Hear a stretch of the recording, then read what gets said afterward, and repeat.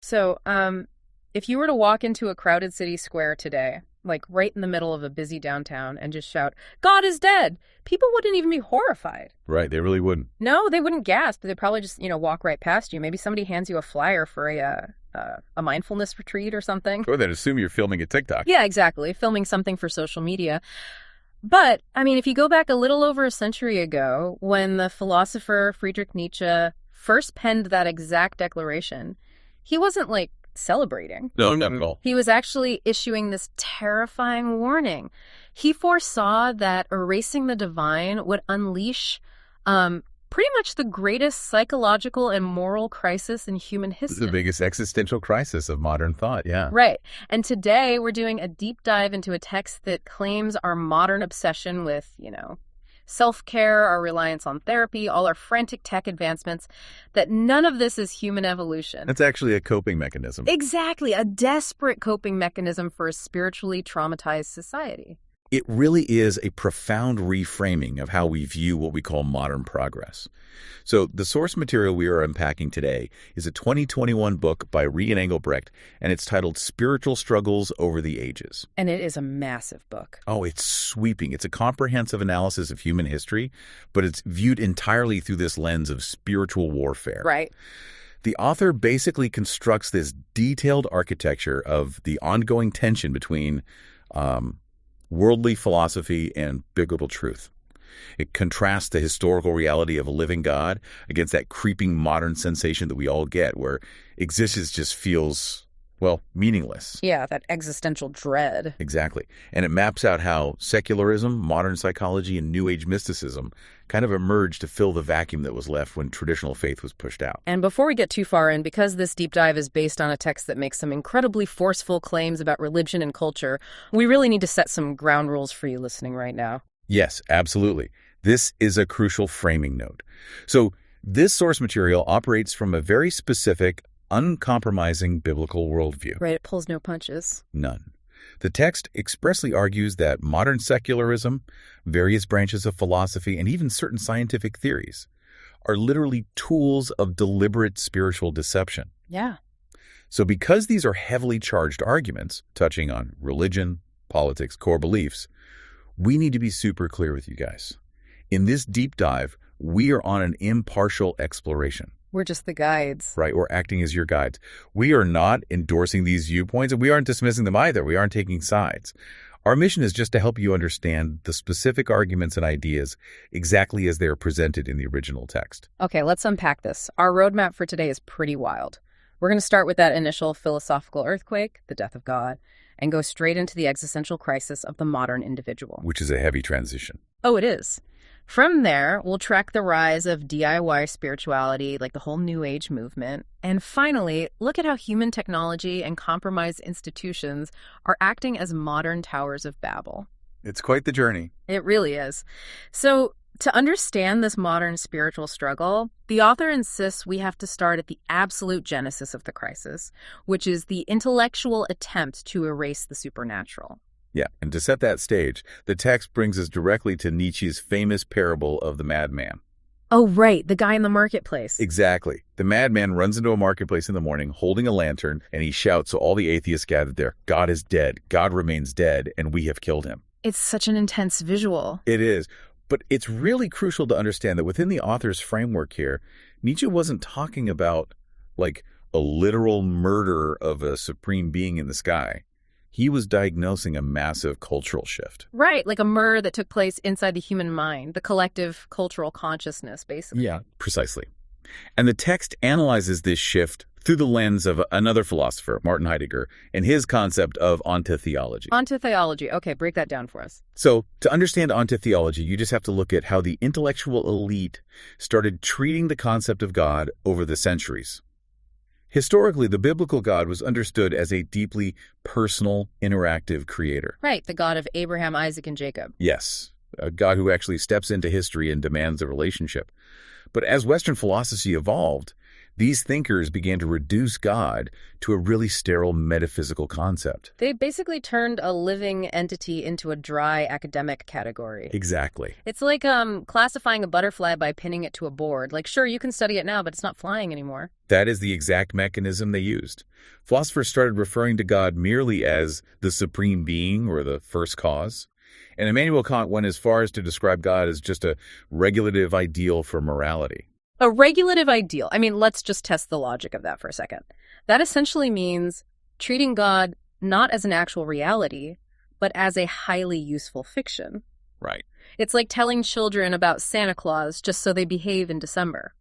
The intellectuals decided, hey, society needs the concept of God to make sure people don't steal from each other. But they completely stripped away any actual supernatural authority from it. Yeah.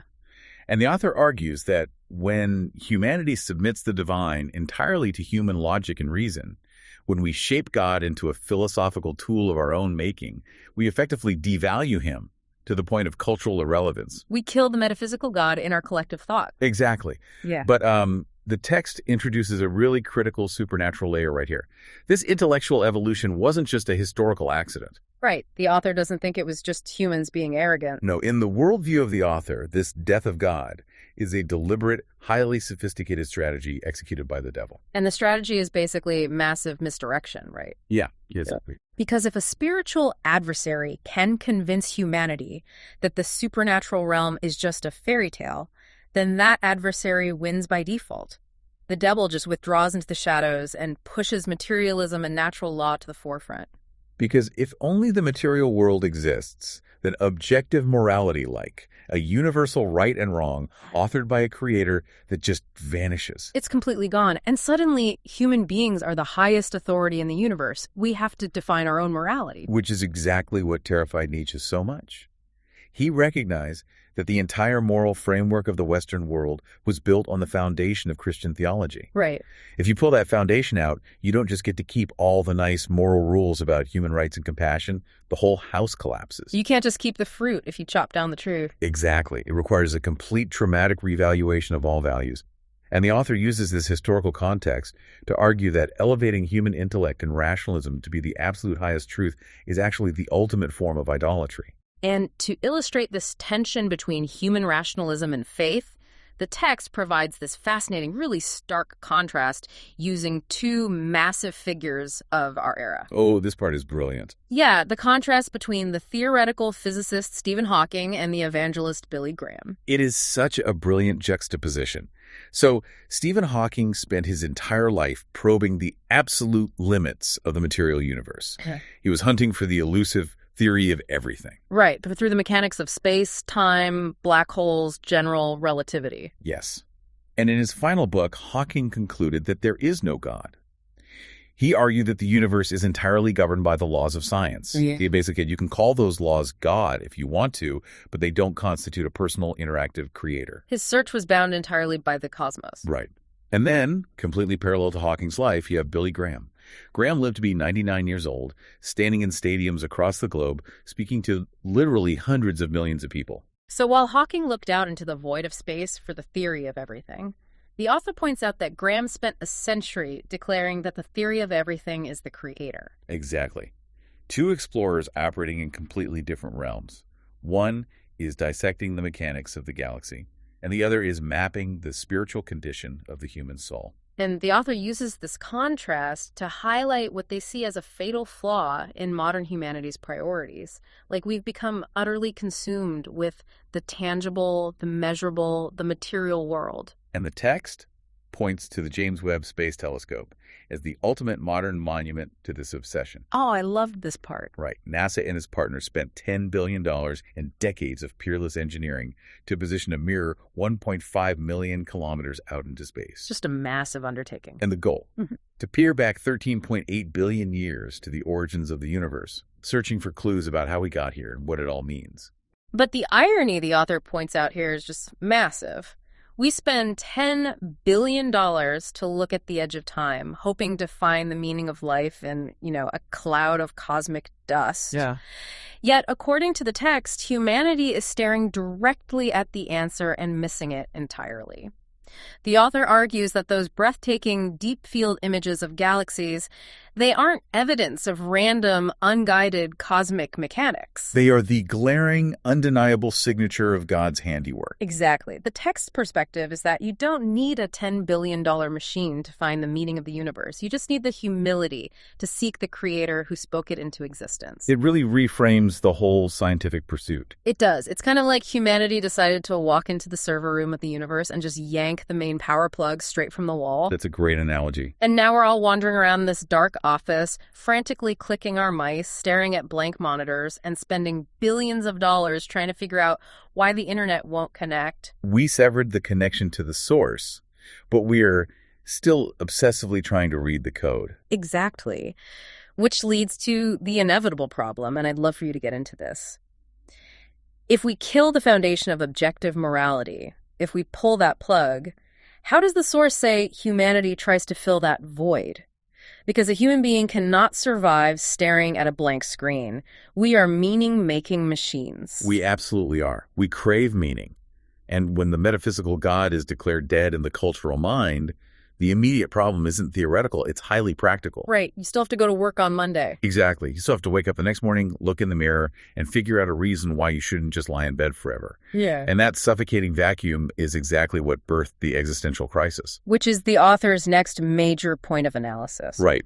When humanity decides it is entirely alone in the universe, that we are just a temporary byproduct of a random Big Bang rather than a deliberately crafted being, the result isn't enlightenment. It is profound, crushing dread. Because in the classical biblical framework, your identity is settled before you even take your first breath. God determines your essence, your purpose, your moral parameters. You just have to discover it and live it out. But if you erase God, that safety net disappears entirely. The text dives into the philosophy of existentialism to explain the mechanics of this crisis, heavily referencing thinkers like Jean-Paul Sartre and Søren Kierkegaard. So how does Sartre fit into this? Well, Sartre's central proposition, which is really the bedrock of existentialist thought, is the phrase, existence precedes essence. Existence precedes essence. In practical terms, that means there is no blueprint. None at all. There's no divine architect who sketched out human nature before we arrived. Yes. From Sartre's perspective, because there is no creator, there is no predefined human nature. You simply exist first. You arrive in the world as a blank slate, surging up into a fundamentally absurd and different universe. Wow. Therefore, it is entirely up to you, through your own free will and your choices, to define your own essence. You must invent your own meaning. You know, if you pitch that to a modern audience today, it sounds like the ultimate motivational speech. Like, you are the author of your own destiny. You get to define your truth. It sounds incredibly empowering. It does sound empowering. Right. Until you actually have to carry the weight of it. Yeah, that's the catch. The author zeroes in on the psychological toll of this philosophy. If you are solely responsible for generating your own meaning, then that meaning is incredibly fragile. It can collapse under the weight of a tragedy, a failure, or even just a sudden illness. Because it has no external anchor. Exactly. The text describes this state as wandering through a labyrinth with a dying candle. Every single day, you are battered by the angst and dread of being fundamentally insignificant. If your purpose is entirely self-generated, then deep down you know it's arbitrary. And the logical endpoint of that arbitrary existence is nihilism. Which is terrifying. It is. It's the chilling belief that absolutely nothing has objective meaning, purpose, or intrinsic value. That no action is objectively preferable to another. So, whether you dedicate your life to saving orphans or you spend it staring at a brick wall, the universe doesn't care. That is the void. Right. And because human nature cannot tolerate the void, the author argues we frantically build these coping mechanisms to simulate the spiritual structure we just dismantled. And this is where the text makes one of its most provocative arguments. Yeah. It takes a highly critical view of modern psychology and therapy. Oh, this part blew my mind. Yeah, it frames psychoanalysis not as a medical advancement, but as a secular religion. That is a massive paradigm shift because today therapy is universally viewed as like essential mental hygiene. Right. Everyone has a therapist. Exactly. But the author argues that the architects of modern psychology figures like Sigmund Freud and Carl Jung essentially built a counterfeit church. Let's examine the mechanics of how the author sees this working. So Freud famously dismissed religion as an illusion. right? He called it a neurosis of humanity. Right. But society still possessed an overwhelming burden of guilt, anxiety, and moral confusion. They still needed absolution. So the text argues the secular world simply replaced the confessional booth with a therapist's couch. The structural parallels are fascinating if you really map them out. Think about it. You have a designated quiet room. Right. You have a figure of authority, the therapist acting as the new high priest. You confess your deepest, darkest secrets, your guilt, your transgressive thoughts to them. Yes, exactly. And the therapist offers a framework for absolution, usually by reframing the guilt into psychological terms, assuring you that you aren't fundamentally wicked, you're just, processing trauma. But here's the author's core critique. Yeah. This secular religion ultimately fails. And it fails because it operates strictly in the natural realm. It treats the natural mind, but it completely ignores the eternal spirit. It's treating the symptom, not the disease. Exactly. The text asserts that humans are spiritual beings crafted by divinity. When a spiritual being suffers a spiritual crisis alienation from God, trying to cure it with natural, psychological tools is futile. It's like trying to fix a software corruption by wiping down the computer monitor with a cloth. That's exactly it. Yeah. It might make you feel better temporarily, it looks cleaner, but the underlying rot remains. And the text utilizes a brilliant cultural touchstone to illustrate this profound alienation. It points to the iconic Simon and Garfunkel song, The Sound of Silence. The inclusion of that song is highly strategic by the author. They note that Art Garfunkel himself once explained the meaning behind the lyrics. He said the song is fundamentally about the inability of people to communicate with each other, to love each other, and to connect on any meaningful level. Hello, darkness, my old friend. I mean, the text frames that opening line as the anthem of modern existential angst. It really is. In the biblical worldview, God is light. When society systematically rejects the light, it is forced to embrace the darkness. Yeah. And in that spiritual darkness, true human connection suffocates. People walk around talking without speaking, hearing without listening. Yeah, it is a portrait of a society that is radically alienated from itself because it has alienated itself from its creator. And the author carries this critique directly into another huge pillar of modern psychological theory. Abraham Maslow's hierarchy of needs. Oh, Maslow's pyramid. Right. This is a concept taught in every single introductory psychology and business class in the world. Yeah, you start at the base with physiological needs like food, water, shelter. Once those are met, you move up to safety, then love and belonging, then self-esteem. And at the very pinnacle of the pyramid, Self-actualization, the realization of your full personal potential. the text completely tears this pyramid down. Yeah. The author argues that Maslow's model is fundamentally flawed because it is built entirely without divinity.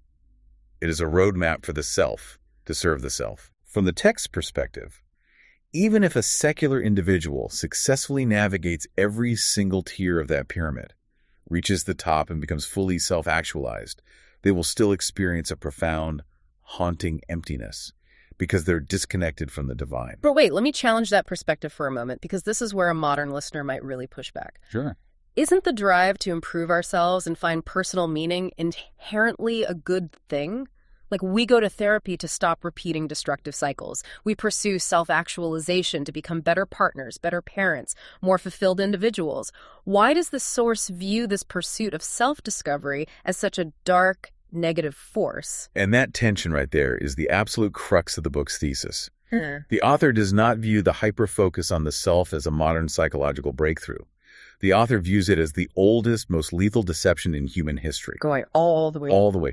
The text traces this exact mechanism back to the Garden of Eden. When the serpent tempted Eve, the temptation wasn't to commit an act of physical violence or chaos. The temptation was enlightenment. The serpent said, "Your eyes will be opened and you will be like God, knowing good and evil." Wow. So it was the original promise of self-actualization. Exactly. The author argues that making the self into the ultimate arbiter of reality, deciding your own truth, elevating your own desires above divine command, is the root of all spiritual rebellion. So by focusing obsessively on self-actualization, modern humanity isn't evolving at all. We are simply repeating the original fall. We are consistently choosing the tree of knowledge over the tree of life. From the perspective of this worldview, making the self into a god isn't healing. It's an act of deep spiritual defiance. It's the ultimate bait and switch. We think we are building ourselves up, but we are actually cutting ourselves off from the only source that can sustain us. Right. And this massive shift, this cultural obsession with the self, it didn't happen in a vacuum. The deep dive traces a very specific historical breadcrumb trail here. We didn't just wake up in the 21st century suddenly burdened by existential dread. We were led here. Yes. By an intellectual onslaught. It was a systematic, multi-generational project, according to the author. Let's get into that. The text spends significant time detailing the historical tension between worldly philosophy and biblical truth. It roots this conflict directly in Scripture, quoting 1 Corinthians 3:19. For the wisdom of this world is foolishness with God. But the author is meticulous in clarifying a point that is, frankly, often misunderstood in secular critiques of religion. They insist that Christianity is not anti-intellectual. Not at all. The text proudly lists brilliant paradigm-shifting scientists who were deeply devout believers. Men like Isaac Newton, Johannes Kepler, Blaise Pascal. These men didn't see their scientific rigor as an alternative to their faith. Exactly. They saw their work as deciphering the intricate mathematical language of God's creation. So the conflict, as the author maps it out, is not a battle between faith and reason. The true battle is faith in God versus faith in human autonomy. That is the defining line. Worldly wisdom, in the context of this book, is not simply education or literacy or scientific inquiry. Worldly wisdom is knowledge deliberately detached from the Creator. It is reasoning that places human intellect at the absolute center of the universe. It's the arrogance that says we possess the cognitive capacity to explain all of existence without any supernatural variable. And the author traces how this specific brand of secular wisdom was systematically built into towering fortresses of thought by key historical figures. Right. The text names a veritable who's who of the Enlightenment and modern philosophy. We're talking about Voltaire, René Descartes, Karl Marx, Charles Darwin, Thomas Paine. The architects of the modern mind. Exactly. Let's look at the mechanics of how they dismantled traditional faith, starting with Voltaire. Voltaire is a really fascinating case study in the text. He was a titan of the French Enlightenment. But his method wasn't always a frontal, dry, academic assault on theology. The author points out that Voltaire utilized a highly effective, subtle strategy. Yes, satire and mockery. He would frequently attack core Christian doctrines, like the Trinity or the divinity of Christ, by writing under pseudonyms or by framing his attacks as though he were merely summarizing the absurd arguments of someone else. It's the intellectual equivalent of a Trojan horse. By using wit, irony, and highly sophisticated mockery, Voltaire made orthodox belief look unfashionable. He made it look silly. He really did. He managed to convince the intellectual class of Europe that Christian doctrines weren't just incorrect, they were embarrassing. They were illogical stumbling blocks for the primitive mind. And following that historical trajectory, you reach Thomas Paine, writing during the explosive era of the American and French revolutions. Paine wrote a hugely influential treatise called The Age of Reason. Oh, yeah. The text characterizes this work as one of the most vehement, destructive attacks against biblical revelation in history. Paine was a deist. And deism, just to clarify, is essentially the belief in a clockmaker god. The idea that, yes, a supreme being exists, but he just built the intricate clock of the universe, wound it up, and then walked away. He doesn't intervene. Right, he doesn't perform miracles, and he certainly didn't inspire the Bible. Exactly. Paine argued that true religion should be based entirely on observable nature and human logic, completely stripping away all supernatural elements of Christianity.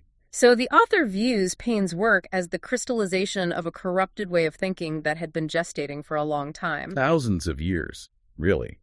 But the text is careful to note that this intellectual mockery of the cross isn't a modern invention. It is as old as the church itself. The author takes us all the way back to the 1st century, to the Apostle Paul's experience in the city of Athens, which is recorded in Acts chapter 17. And Athens was the intellectual epicenter of the ancient world. It was the home of Plato, Aristotle, Socrates. The city was saturated with sophisticated Greek philosophy. They loved to debate. They practically made a sport out of debating new, cutting-edge ideas. So Paul stands up in the Areopagus to address these elite thinkers.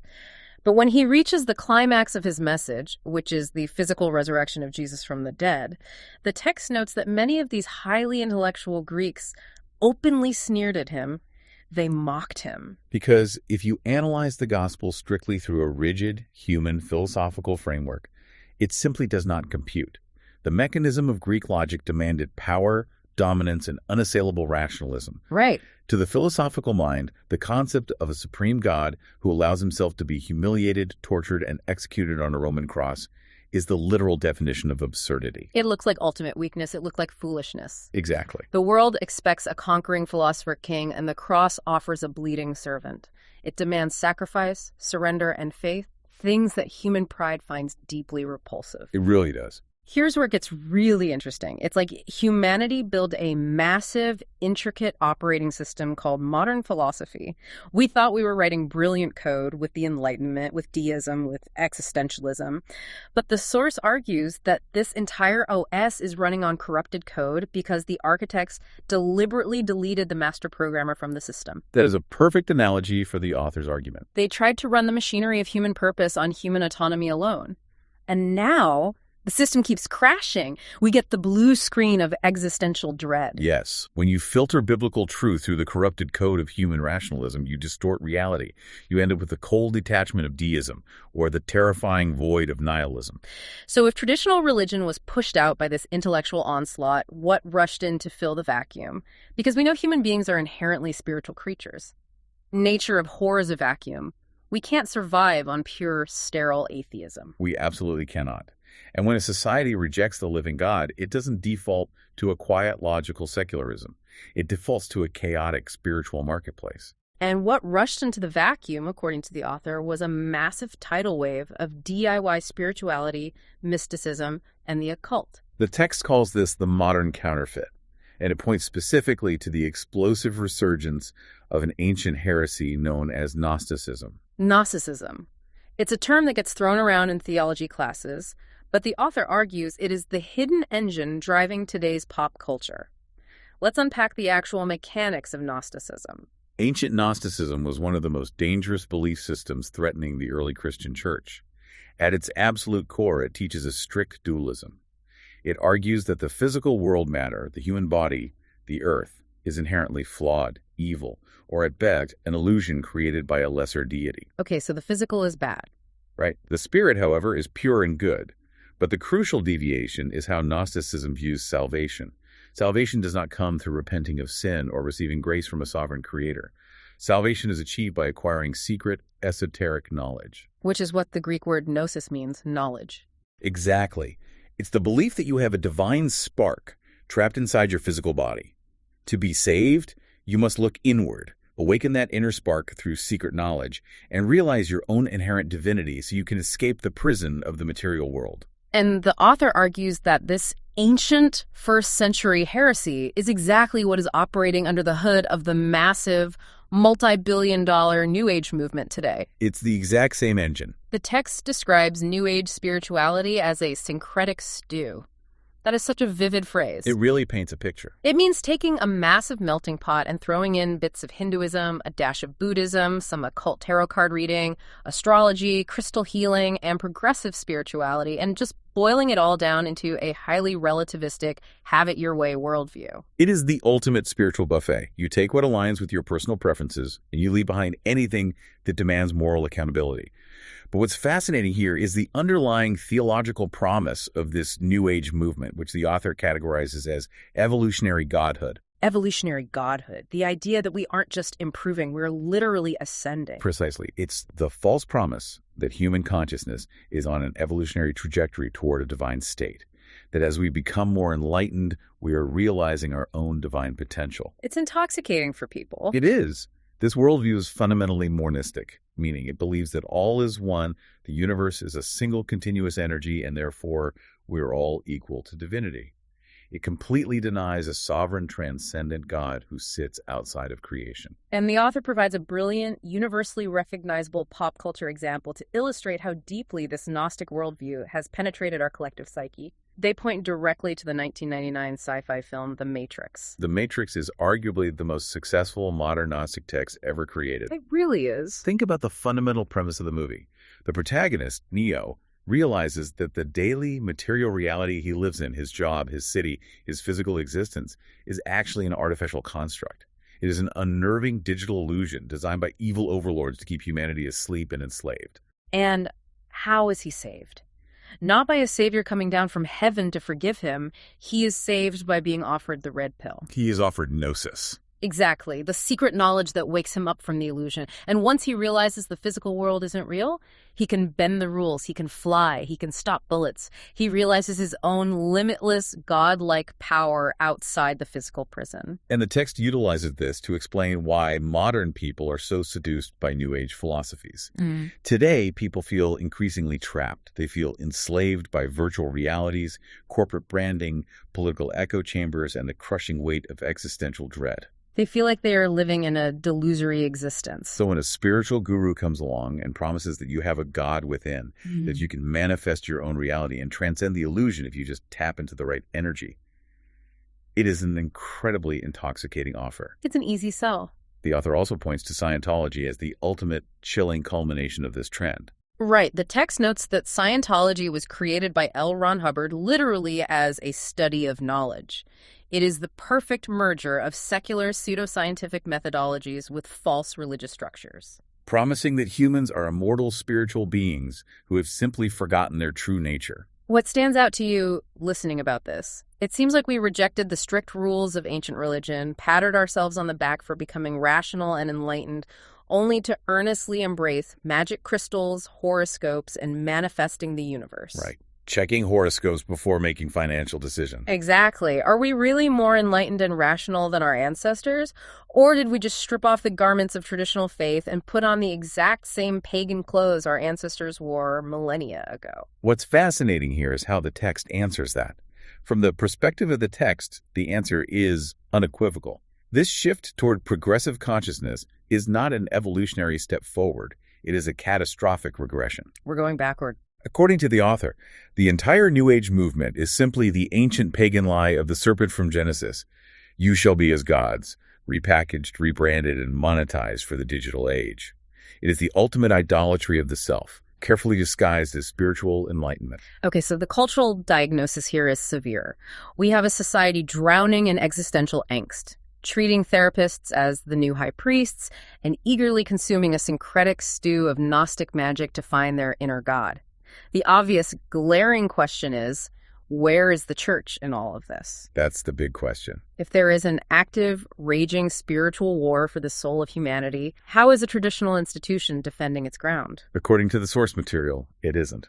Ouch. Yeah, the text levels a devastating critique against the modern institutional church, arguing that it has unilaterally disarmed itself in the middle of a war zone.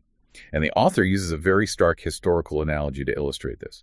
They compare the modern church to the nation of Germany immediately following World War I. The Treaty of Versailles. Germany was completely demilitarized. They were stripped of their heavy artillery, their air force, their naval fleet.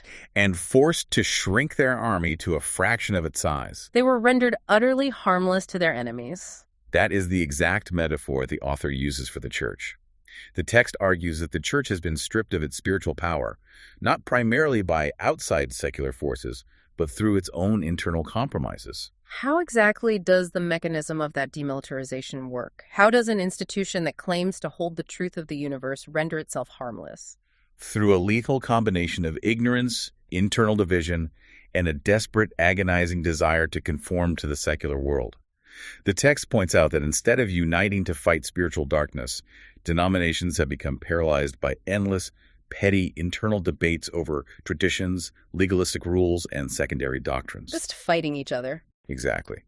But the more insidious mechanism is the attempt to be hip and relevant. The author claims that the church, terrified of looking outdated to the secular culture, has aggressively adopted worldly philosophies and corporate business ideologies. Which brings us to a really uncomfortable critique in the text. The rise of the cult of celebrity within the church. The author points out that many modern spiritual leaders no longer act like humble shepherds. They act like Hollywood celebrities. Or Silicon Valley CEOs building brand empires. And when the structure becomes corporate, the message inevitably shifts. You lose the pure, challenging gospel of repentance, and it gets replaced by what is commonly called the prosperity gospel. Prosperity gospel, the idea that God wants you rich. It is the ultimate theological compromise, according to the text. It is the teaching that God's primary goal is to ensure you have massive financial wealth, perfect physical health, and earthly success. It merges the materialism of the secular world with the vocabulary of faith. The author ties this directly to the core biblical warning found in Matthew 6.24. No one can serve two masters. You cannot serve both God and money. And the author is absolutely scathing about this phenomenon.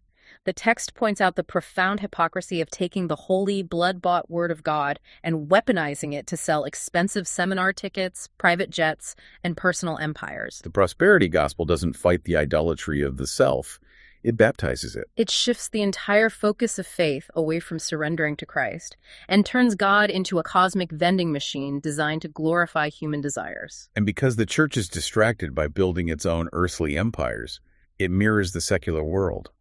The author uses the ancient biblical story of the Tower of Babel as the ultimate metaphor for this condition. Let's talk about Babel. In Genesis, humanity pooled its collective knowledge and technological prowess to build a massive tower that would reach to the heavens, explicitly defying God's command to scatter and relying entirely on human hubris.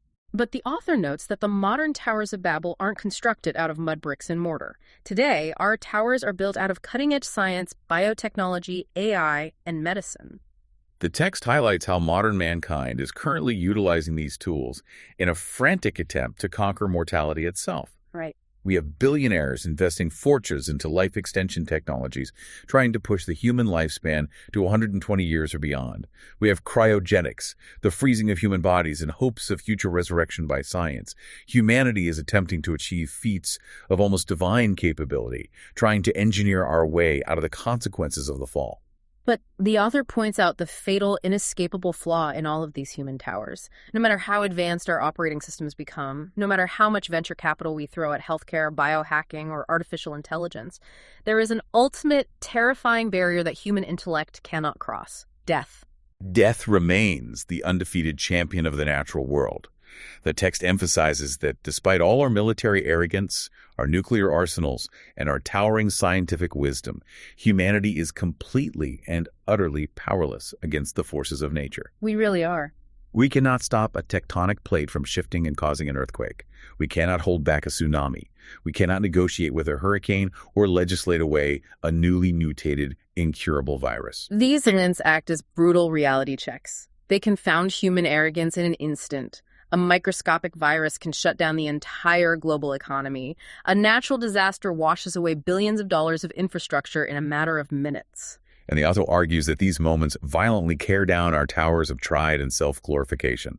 They bring the most powerful nations and leaders to their knees, forcing man to remember his fragile, mortal limits. So if we synthesize the author's entire argument here, society is trapped in a maze of existential dread, building doomed towers of Babel to escape mortality, while the church is busy flirting with fantasy and corporate relevance instead of preaching God's reality. That is the bleak picture it paints. If the secular operating system is completely corrupted and the traditional institutions have disarmed themselves, what is the actual solution proposed by the text? Where does the author point the compass? The solution proposed in Spiritual Struggles Over the Ages is not a new political strategy or a better psychological framework.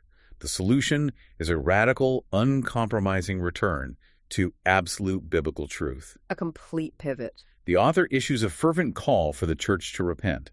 It must violently shed its worldly compromises, dismantle its celebrity worship, and abandon its pursuit of natural wealth. It's a call to stop playing defense and wake up to the reality of the spiritual war.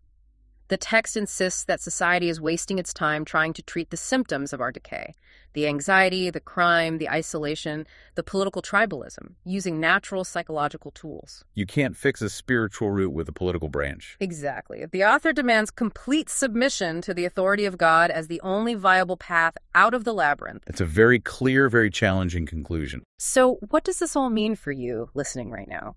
We have mapped out the architecture of this incredibly dense worldview.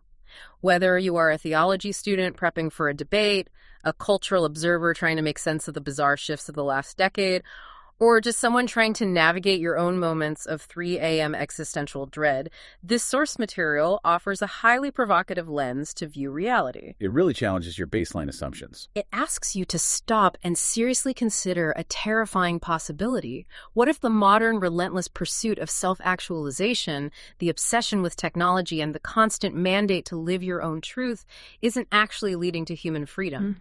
What if instead we are just building a very shiny, highly optimized cage that leads to a deeper, colder sense of cosmic isolation. If we step back and view the entirety of this historical map, it leaves us with a truly fascinating paradox. The source argues that humanity's greatest, most lethal trap set from the very beginning in Eden is the blinding desire to be our own gods. But think about the mechanics of our culture today. In a modern society where absolutely everything revolves around self-promotion, self-care, building your personal brand, protecting your self-esteem, and loudly declaring your subjective truth. Yeah. Maybe the most radical, rebellious thing a human being can do today isn't to break the rules or invent a fluid new identity. Maybe the ultimate, most shocking rebellion against the modern world is choosing to submit to a truth that is higher than yourself. That is a staggering thought to leave on. In an age where everyone is desperate to be the master of their own universe, maybe true north isn't found by looking aimlessly inside yourself. Maybe it's found by finally trusting the compass maker. Thank you so much for joining us on this massive deep dive. Keep questioning the narratives around you, keep learning, and keep exploring the deep roots of the ideas that shape our world. We'll see you next time.